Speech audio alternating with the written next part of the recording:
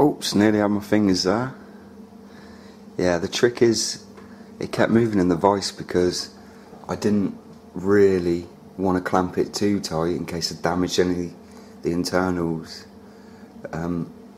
Yeah, sorry there's no sound and you're missing out on the lovely soaring noises, but it was quite a noisy background that was going on. There was a program on called The Undateables. It's quite funny if you manage to catch it up anyway.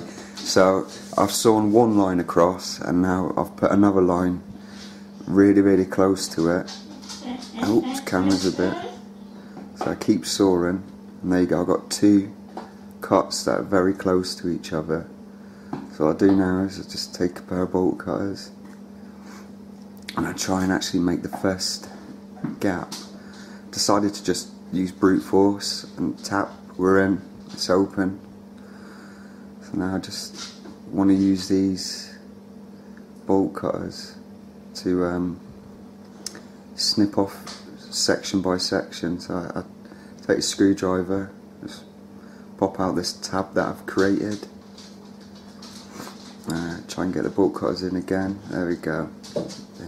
So I've decided to cut little sections out close to each other just so I can keep pulling little bit by little bit out of the shell. So now as you can see, keep using the bolt cutters to cut around, but at this time I have to keep making sure that I don't damage any of the internals, because as you can see there's an aerial that just sticks out and the aerial's orientated so it's always pointing upwards and you don't want to snip that, you really don't.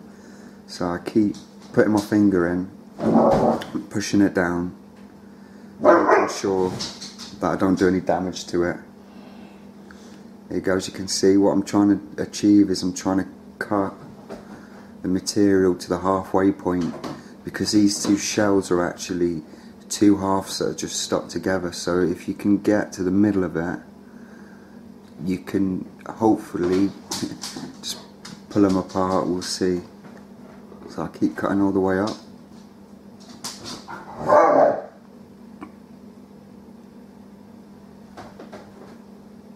As you can see, look, there's the aerial again. So we're getting close now. We're getting close, and this is usually the part where you'd rush to get it out, but I'm going to take my time. I get two pair of pliers, as you can see, and I just want to take each section off at a time. There we go, got a big section there. There we go, almost big enough gap to free the Sphero, but not quite, so you just keep taking the material off. Now this clamp was very annoying, this vice, sorry, was very annoying because it wasn't bolted to the table, so it kept moving. And also I didn't, like I said before, I didn't want to clamp the Sphero too tight in it. Yeah, I didn't want to damage any of the internals.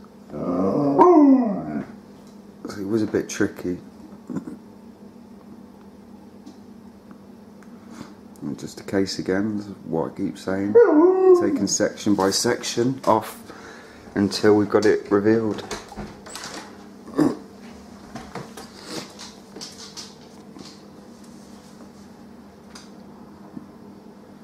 This part just required brute force. Could have ideally took out the clamp to do it, but the problem is if I take out the clamp I don't want to drop the internals on the floor. So you know, this, it was the best option. But like I said, I should have bolted the clamp down to the table, but I was just doing it in my kitchen, so you know, like with all the other videos, I've thought about it beforehand, but I kind of done everything on spur of the moment because that's just the way I am, you know. Right, here we go. So keep pulling. Yes, nefarious task, you know, just taking section by section. I see some guy, he took it out by drilling it out and cutting down the middle, but I suggest if you want to do it this way, this is the easiest way, just, you know, section by section. Here we go. So now I just want to cut a lip all the way round, to the halfway point, and there you go, it comes out nice and easy now. But the reason why I'm cutting it in lines now up to the halfway point is because I want to keep half the shell nicely intact, so we can do a test with it later. So there we go, we're very close, and I must say now, I'm not a Manchester United fan. That's just one of our housemates' cups.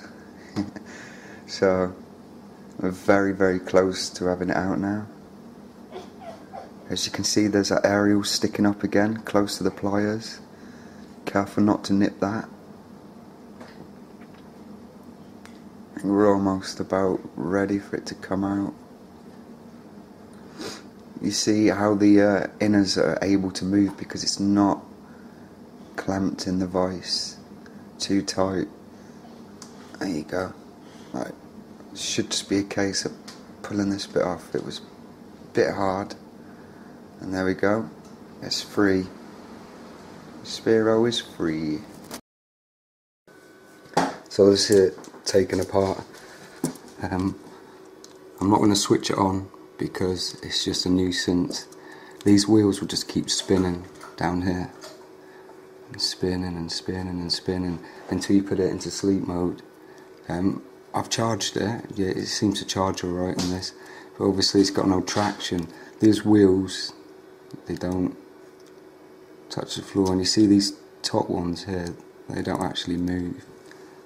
You know, I was kind of thinking it'd be pretty cool if you have two of these, put them together, so instead of having these two wheels here moving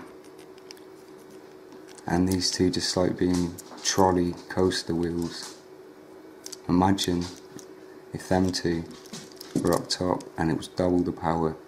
And also I've noticed inside of the shell it's really smooth, but on the outside it's actually grooves. You see those small grooves that go all the way around. It might be actually a good idea if they were on the inside as well. You know, that would be cool. Two of these together.